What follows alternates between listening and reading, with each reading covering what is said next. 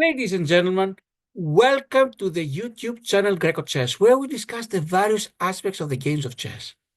I'm your host, my name is Harry Ye, and in this video we continue presenting my games from the most recent chessanity tournament that took place at Jericho, Long Island.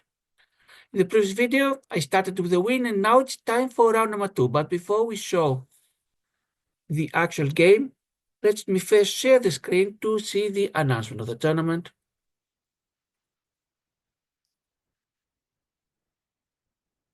It is the 85th chessanity tournament that took place on December 7th.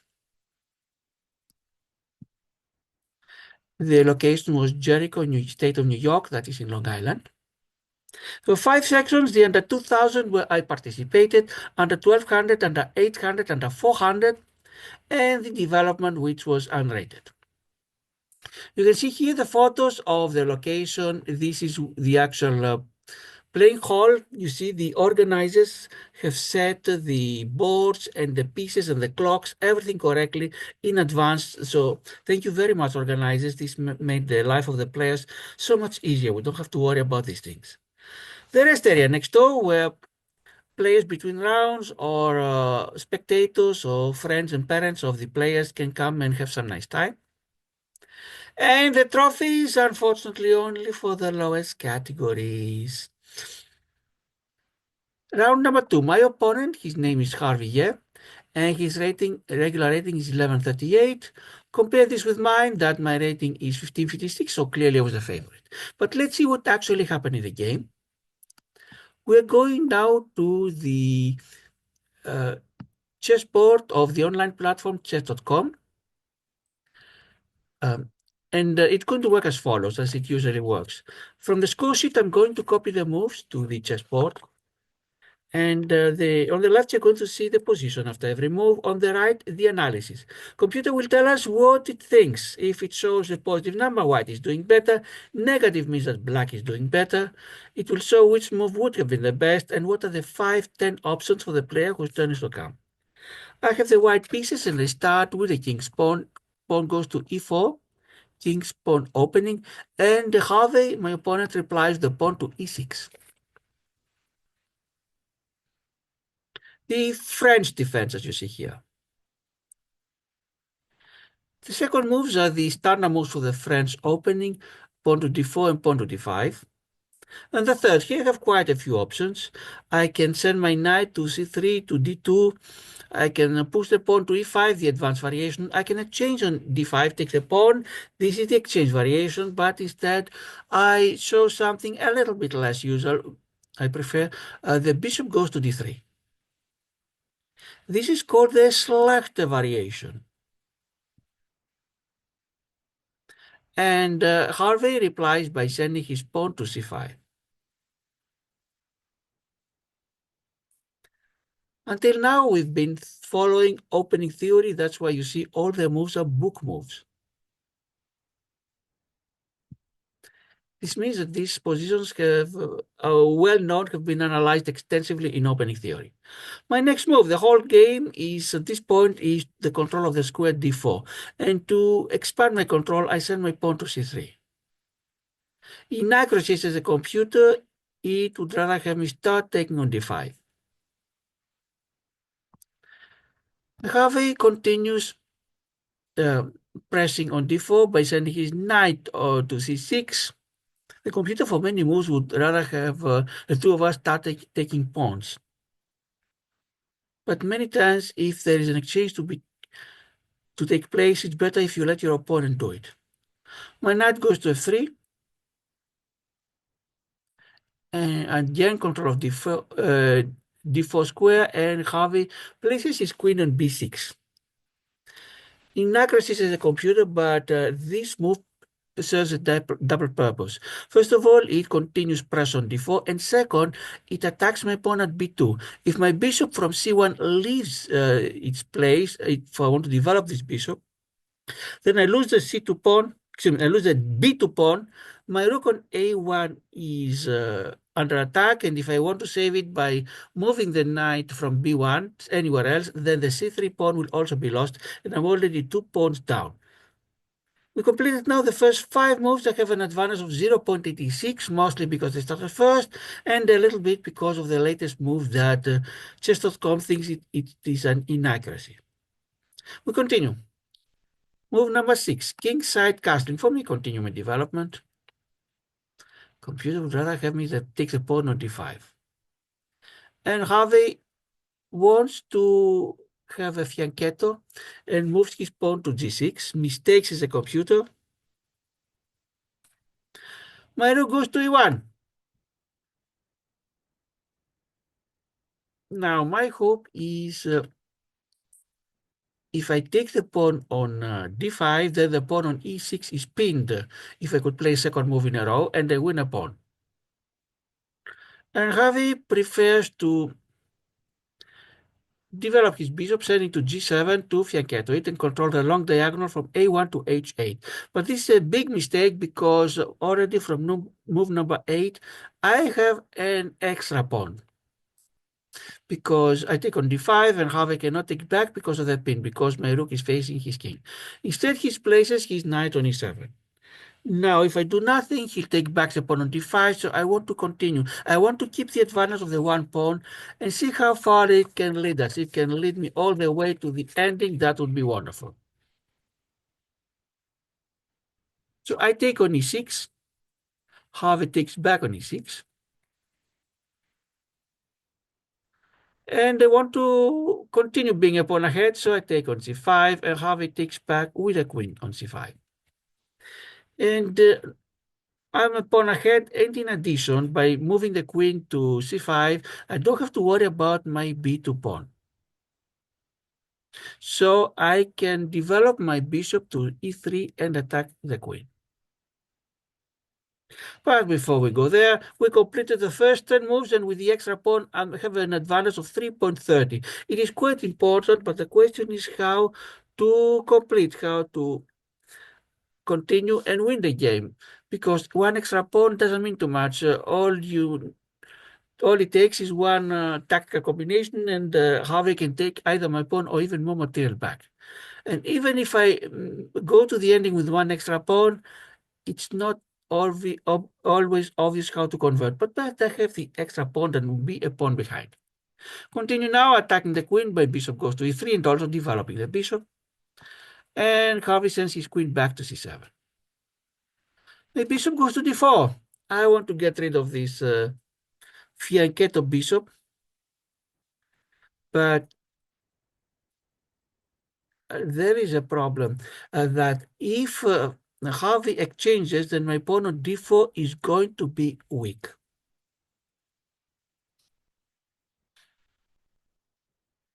Yes, I'll have an extra pawn, but an isolated pawn on d4.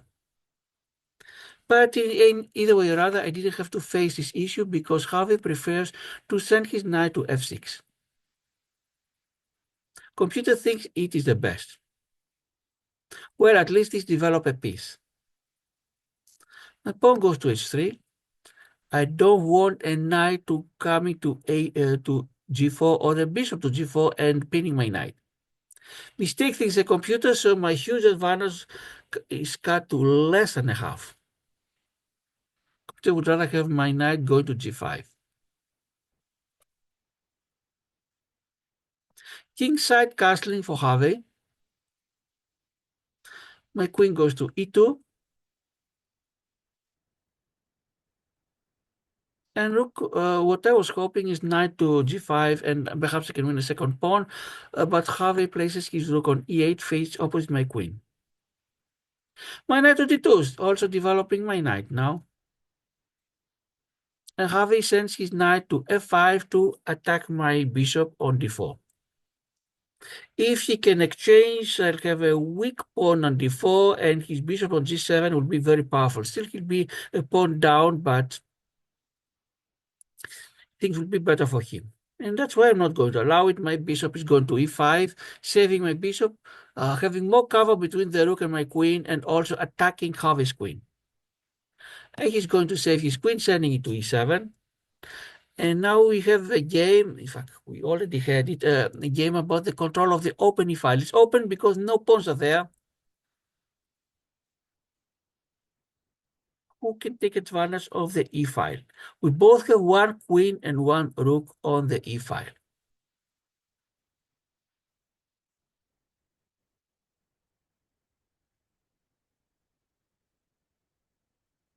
My knight goes to e4.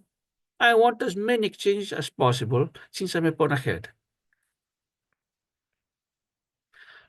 First exchange takes place here. Knight takes on e4. I take the bishop on g7. King takes back. I take on e4.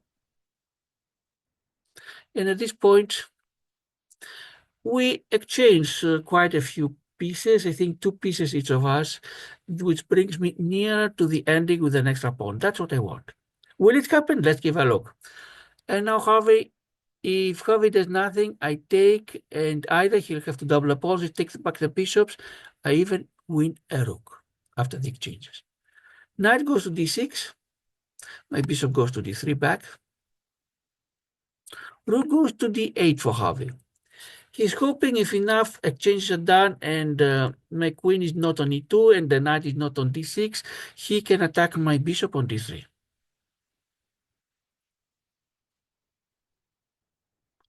My queen goes to e5 for a check. I'm not sure how good it was.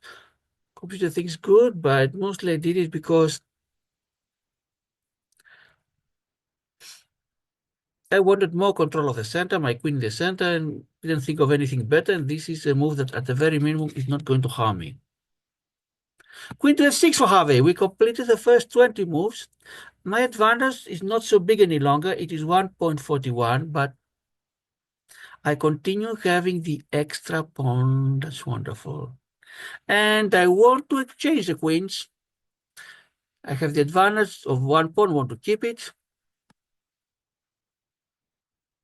In addition, I'm pushing Harvey's king towards the center, but without queens near the ending, sometimes it's better to centralize the king. My knight goes to d4. I want to exchange also the bishop on e6. If the bishop leaves, we exchange the rooks. Knight goes to f5 for Harvey. And now time for more exchanges. My bishop takes it. Bishop takes it. My rook takes the other rook. His rook takes my rook. I take the bishop on f5, and now Harvey doesn't want to double his pawns. That's why he'll take it with the king. If they're doubled, they'll be very weak, these 3 pawns. So king takes on f5, and we're reaching an ending, rook ending, where I have an extra pawn. Now, rook endings are not easy to be won. And I don't have any passed pawn, as you see. 3 versus 3 on king side, 3 versus 2 on queen side. That's where I have the advantage, but how long can he stay? Now, Harvey's idea would be to move his rook to e2 and attack my pawns on the second rank. Not easy to defend them. If I put my rook on b1, it's going to be very passive. And I want to stop him from having this idea in the first place, and that is why I put my king on f1. So his rook cannot go on e2.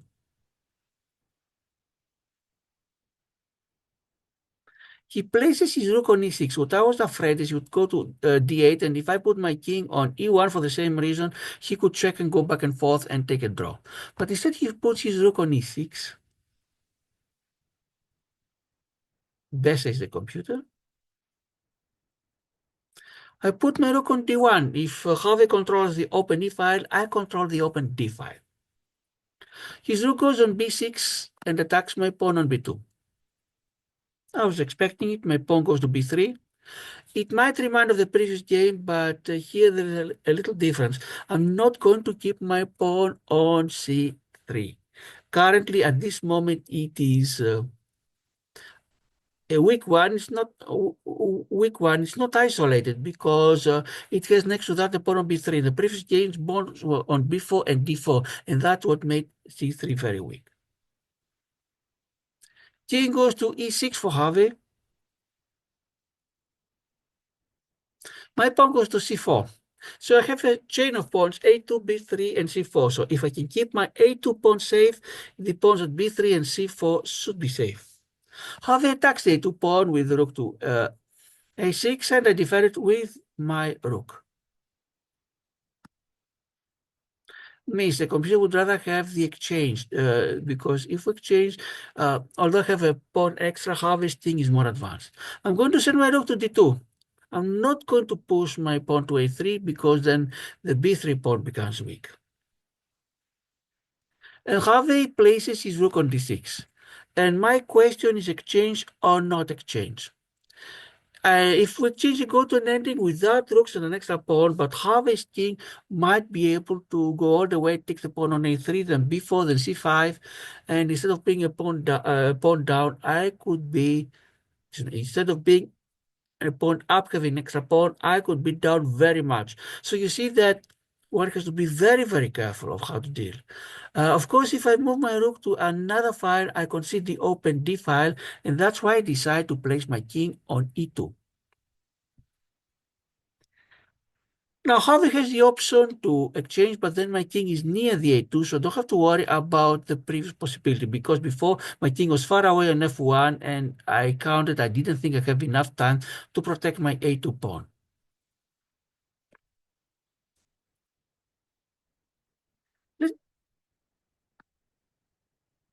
Let's give a look at what happened if I exchange. Then if I went to e2, king goes to c5, king to d2, king to b4, king to c2, to a3, then my king has to be on b1 to protect the a2 pawn, get stuck there. This pawn cannot move. If the b pawn moves, then it's lost. And Harvey has all the time in the world to do what he wants in the remaining of the board. That's why I went here. Harvey decides not to exchange rooks, but to push his f-pawn. He wants, when the exchange happens, to have his pawns as forward as possible. Same thing is that I want. The two keys after the rooks are exchanged is pawns as far ahead as possible and kings in as best locations near the pawns as possible. He pushes his pawn to f5. But computer thinks this is a mistake, and my advantage becomes almost double.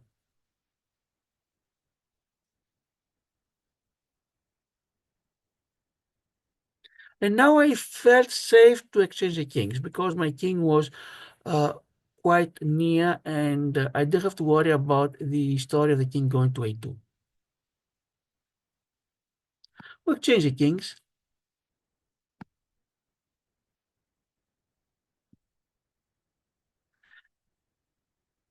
And now we're reaching a king ending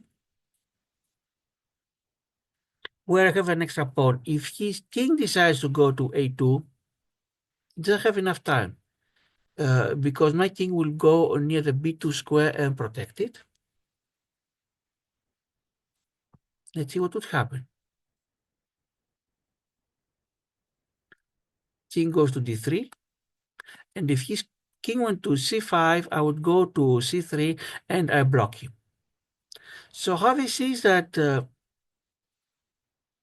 he cannot do anything on the queen side, so he goes on the king side. King goes to e5. What I'm worried, I don't want his king to go to f4 and instead of taking my queen side pawns here, start taking my king side pawn. If I move my king to e3 to have a position, he checks me with a pawn on f4. So if my king goes to f3, then he can come on the queen side.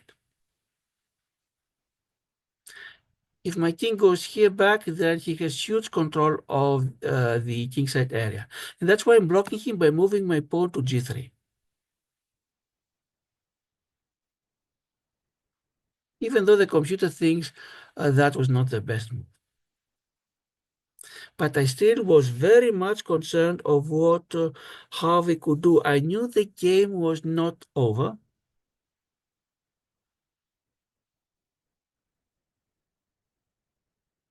And I had to be very, very careful. It was, even though I had the extra pawn, without the passed pawn, it would be very easy for me to lose this game. To give an example, what would it mean if I have an extra pawn? If the b3 and b7 pawns disappeared, then my pawn on c4 becomes passed and the black king cannot invade me because then the c pawn promotes. But this is not going to be the case now. Yes, I could create a pass pawn by moving my b and by c pawn, but it would take so many moves that Harvey perhaps would have enough time to take my kingside pawns and win the game. So what he's doing is he's moving his pawn to f3. I don't want this. Excuse me, he moves his pawn not to f3 to f4. We completed the first 35 moves. I have an advance of 3.64, as you see here. But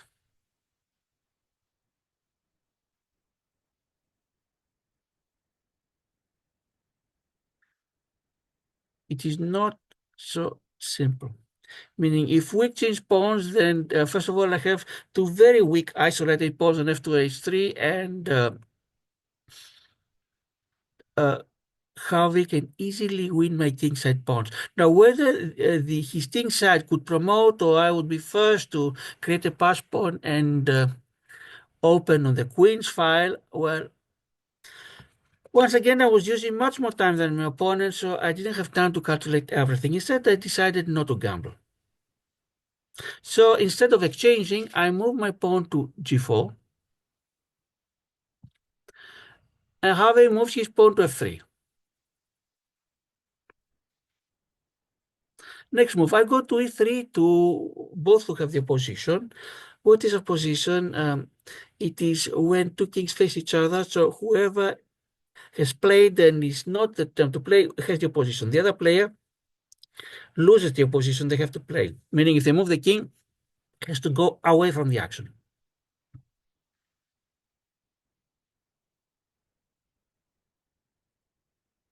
And now Harvey knows that if he moves his king can only go backwards, d6, e6, f6. If he does like that, I win the pawn and I'm on my way to winning. What did he do? He must push his pawns to be as fast as forward as possible. So he decides to start with the a pawn to a5. If I'm not careful, he could do what's called a minority attack and create havoc to my place, to my position. I want to stop him. My pawn goes to a3. His pawn to b6. What I want eventually to happen is Harvey having no moves to play, no pawn moves to play without losing pawn. Then he'll have to move his king backwards. That is my goal, and that is what Harvey doesn't want to happen. I move my pawn to h4. And by the way, this is the reason why I played my pawn from a2, only one square to a3, and not two to a4. I want to have an extra move if necessary later. Harvey moves his pawn to h6. I move my pawn to a4, the extra move that I had. What can Harvey do? If he moves his b, his a pawn cannot move, his b pawn, he loses it. His f pawn cannot move, his king can only go backwards. d6, e6, f6. So the only two choices are his pawns at g6 or h6. He decides to move his pawn to g6, and I'm not going to take it. I'm going to explain why, because if I take it, then he'll take back, and then I have to move my king, and even if I win the f3 pawn, then Harvey goes to d4. He's very near going to c3, b3, while my king on f3 is blocked, and the pawn on g5 will minimize the activity of my king. What can I do? My king will have to go to g3. Maybe then I can create a pass pawn, but I have already lost the b3 pawn. a3, a4, and c4 pawns will be in danger. So this is why even at that place, after 40 moves, and although I have an advantage of 6.32, as you see, that is an enormous one, it is only good if I play correctly.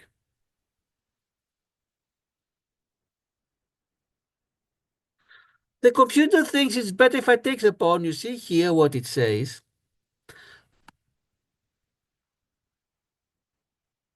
The computer thinks I'm going to queen first. Let's see, what does it say? With king to g5, you see on the right a small screen. Exactly king to d4, my king to e2, to c3. I create the pass pawn. He takes it back, I go to g5. He takes the b3. I take g6. Postponed by a check here. I take it. He takes. I don't understand why does he take any of the pawns directly. He goes to a3. If I was black, I would take one of the two pawns, a4, c4. I would calculate which one to take, but I would not go up and down to b3.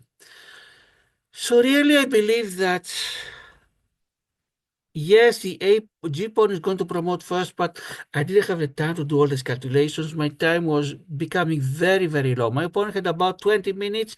Between 15 and 20 minutes, I was near the 5 minute where I would stop tipping notes. That's why I played safe and I pushed my pawn to h5. And yes, now the computer says the best after the fact. Uh, I'm going to make a little joke. Now I'm going to say that had I been cheating and using computer assistants at this point, I would have played the wrong move and I would have lost the game. So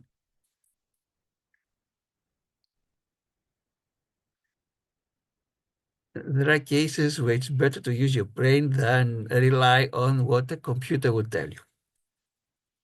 Now, apply too late, the computer finds out that the h5 move was the best. So Harvey has to move his king backwards, and he chooses the square d6. Doesn't matter now which square. And I'm still not going to take the pawn. I still want to keep his king as far as possible, because if you can create this pass pawn, who cares about these f pawns? My king goes to d4, his king goes to c5. I still want a position, king goes to d3,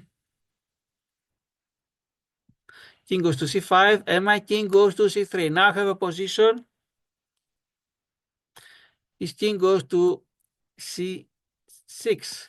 And now I want to start creating the pass pawn here on the queen side. Pawn goes to b4.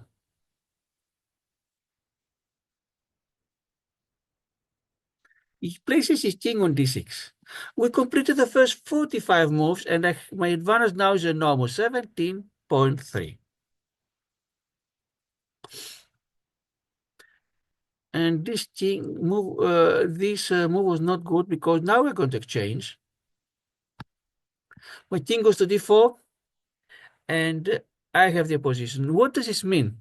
Even if pawns would, no, without pawns, I have to be honest. Yes, I have the position, but the pawn by itself, the c4, could not promote. Harvey could cover all the space, meaning he would place his king on c6, and I would push my pawn to c5, and in the end, if nothing else was moved, I would have king c6, pawn c7, he would have king at c8, and it's stalemate. But I wouldn't go like that. I would push the king as back as possible without stalemate, and then I would win the pawn at the nearest pawn, the pawn at a5. Now, once again, I have to be careful because the rook pawn is not always winning. If his king would go to the square a8 on time, my pawn from a4 could not promote. But you see the advantage of having such a wonderful position. Even if he would win my a and c pawns, his king being on c8, I would have all the time to bring my king to h6. And then the h pawn, the h5 rail, his king is too far away to stop it, even though it's still a rook pawn. At this point, we reached the less than 5 minutes. In fact, I had reached it a little bit before, but until now, I was still recording the moves. The game more or less continued like that. I used my advantage, and finally, I was able to promote and win the game. This was my second win, and let's see what does the review have to say.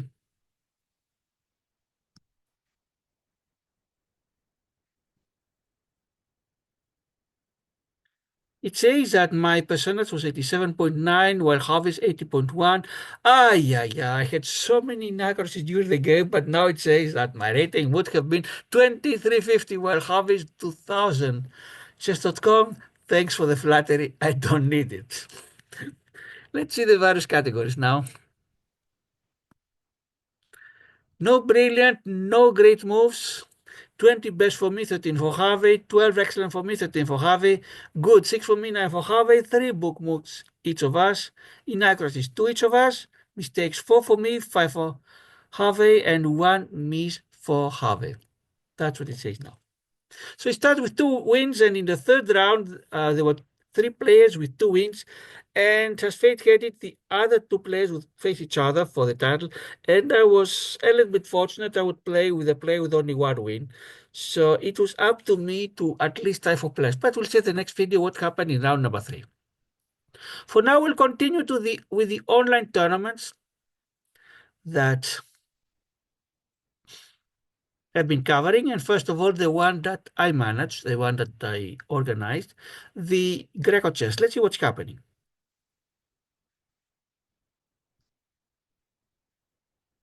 Same story again. From group 2, it is Baraksan from Israel. From group 3, it is myself, the Harry from Greece that has advanced. From group 4, my skin from Italy. And group 1, we are still waiting for hunting achievements. And let's see how much time he's left. He has the 3 days, meaning his vacation time is over, and now he's using the 3 times that he can use because it is 3 days per move. So we'll have until Friday to see if hunting achievements is going to play or not. So if he doesn't play until Friday, if he doesn't log in,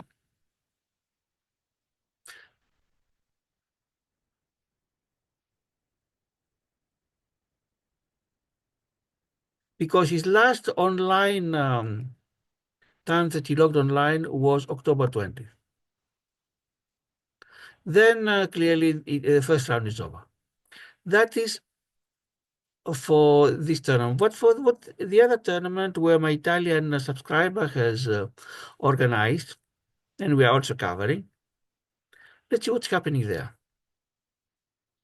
The underwater moonlight.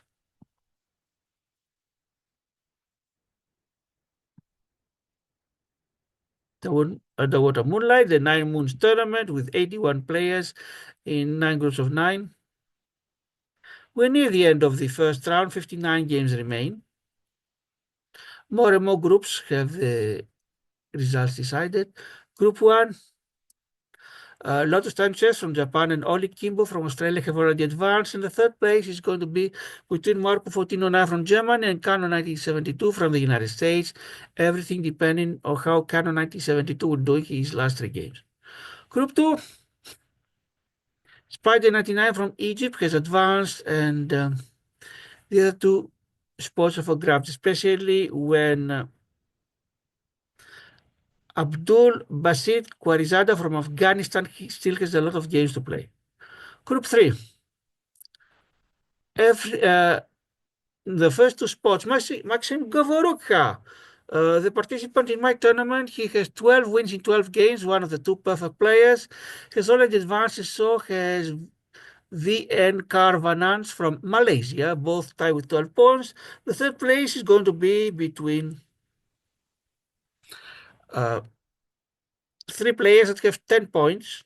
And maybe even the one with 7 points has 3 games remaining. So it is Silvio 888 from Croatia, the organizer of the tournament, Zanilo from Italy, and RMV 9827 from Mexico. They have 10 points. And things will be determined on their tiebreakers. RMV 9827 from Mexico. No, I'm sorry. RMV 9827 from Mexico still has a game. So if he takes at least a draw, then he could advance. Ray Duquel from the United States has 7 points. If he wins all 3 games, he's going to take another 36 tie-breaking points. And he's advancing, but he needs to win all 3. RMV 9827 needs a draw in his last game, while Silvio 888 and Zaniro are still waiting anxiously to see what will happen. Group 4, Iraq Lion, the other player that is 100% perfect, 14 points in 14 games, 14 wins, has already advanced. I'm counting now. Maybe somebody can tie him, but other than that, he's advanced. Group 5, it's been completed basically, even though 1 game remains. Sinan Fu from Greenland, IMMT from Indonesia, and Peon Perez from Palestine have already advanced. Group 6, All games have been completed. That's why you see the different color, the top 3 players. Mathis B 2008 from France, David 8 times 8 times 8 times 8 from Brazil, and Munja 44 from Croatia. Group 7, even though 2 games remain, it has been decided. Janard F66 from Uzbekistan, Mebius from Nigeria, and Tradis from Brazil have advanced. Group 8, my group, where unfortunately I'm out 6th place with 7.5 out of 16 points. Here, what do we have? 2 players have advanced, Khaled Katab from Egypt and Eliezer MSTN from Cuba. The third place is for grabs between Kukushep Original from European Union, Alto Temni from the Netherlands, and March 404 from Kenya. In the last group 9, many games have not yet been decided, and everything is for grabs. Well, the 4 players at the bottom have absolutely no chance, including someone whose account was removed for fair play. PG74 from Italy and Joe SJ from South Korea have leading with 10 points. But that's it for now. Thanks for watching, to the viewers, the subscribers, to the likes, to the positive comments. At the next video, we'll see what happened at my third round in chessanity. Was I able to win it? How did I do it? And then on Friday is the second round of the Queen's December Swiss Chess Tournament. That's all for now. Thanks, everybody. Ladies and gentlemen, I'm Harry Los Aniziris. This is Greco Chess. Goodbye.